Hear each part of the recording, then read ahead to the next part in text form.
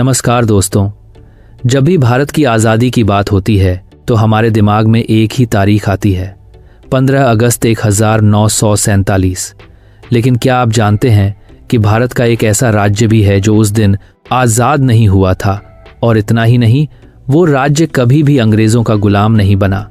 आज की इस वीडियो में हम बात करेंगे भारत के उस अनोखे राज्य की जिसे भगवान परशुराम की भूमि कहा जाता है, जहां करीब 450 साल तक पुर्तगालियों का शासन रहा और जिसकी आज़ादी की तारीख है 19 दिसंबर 1961। दोस्तों, हम बात कर रहे हैं गोवा की।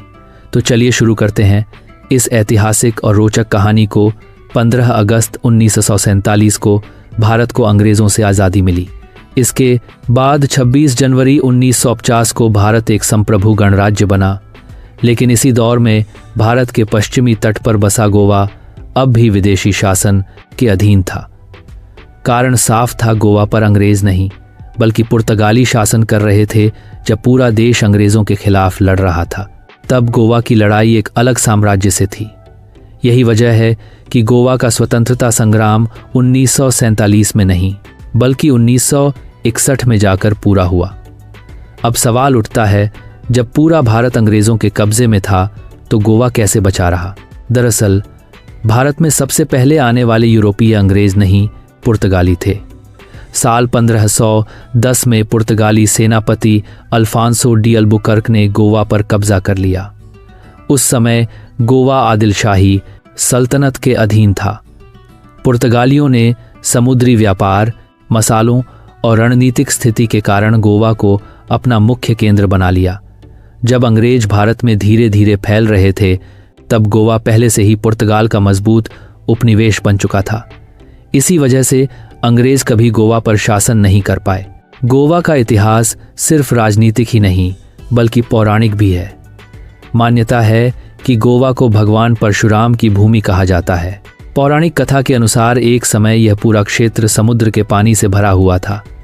भगवान परशुराम ने पश्चिमी घाट से एक तीर चलाया और समुद्र को पीछे हटने का आदेश दिया। जहां तक तीर गया वहां तक समुद्र हट गया और उसी भूमि को गोवा कहा गया।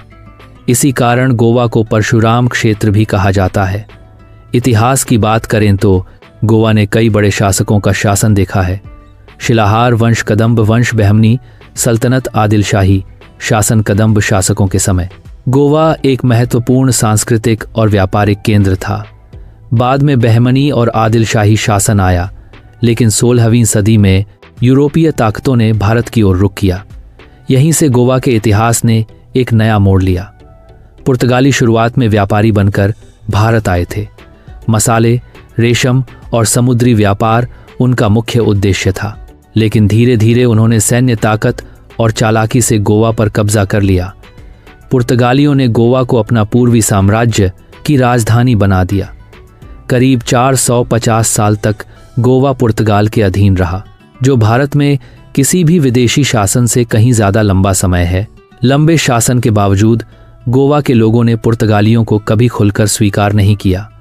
समय समय पर कई विद्रोह हुए। इनमें सबसे प्रसिद्ध है 1575 का कुनकोलिम विद्रोह।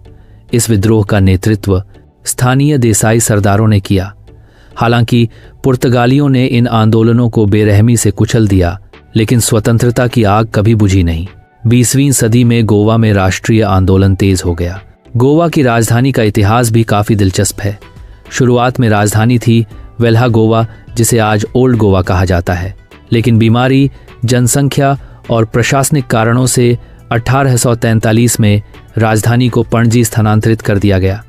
आज पणजी गोवा की राजनीतिक और प्रशासनिक राजधानी है। भारत को 1947 में आज़ादी मिल गई, लेकिन पुर्तगाल ने अपने भारतीय इलाकों को छोड़ने से साफ इनकार कर दिया। पुर्तगाल का कहना था, गोवा कोई उपनिवेश नहीं बल्कि उनका अभिन्न हिस्सा है। भारत ने कूटनीतिक बातचीत की कोशिश की, लेकिन बात नहीं बनी। आखिरकार भारत को सैन्य कार्रवाई करनी पड़ी। दिसंबर 1961 में भारतीय सेना ने ऑपरेशन विजय शुरू किया। थल सेना, नौसेना और वायुसेना तीनों ने मिलकर गोवा, दमन और दीव को मुक्त कराया। 19 दिसंबर 1961 को पुर्तगाली सेना ने आत्मसमर्पण कर दिया। यही दिन गोवा की वास्तविक आज़ादी का दिन है। 1961 के बाद गोवा को दमन और दीव के साथ केंद्र शासित प्रदेश बनाया गया। लंबे आंदोलन के बाद 30 मई 1987 को गोवा को भारत का 25वां राज्य बनाया गया। तो दोस्तों, गोवा सिर्फ एक टूरिस्ट डेस्टिनेशन नहीं, बल्कि भारत के इतिहास का एक अनोखा अध्याय है, जो कभी अंग्रेज़ों का गुलाम नहीं बना, 450 साल तक पुर्तगालियों के अधीन रहा, जिसकी आज़ादी 19 दिसंबर 1961 को हुई और जिसे भगवान परशुराम की भूमि कहा जाता है। अगर आपको यह वीडियो पसंद आया हो तो लाइक, शेयर और सब्सक्राइब ज़रूर करें। मिलते हैं अगली रोचक कहानी के साथ। जय हिंद।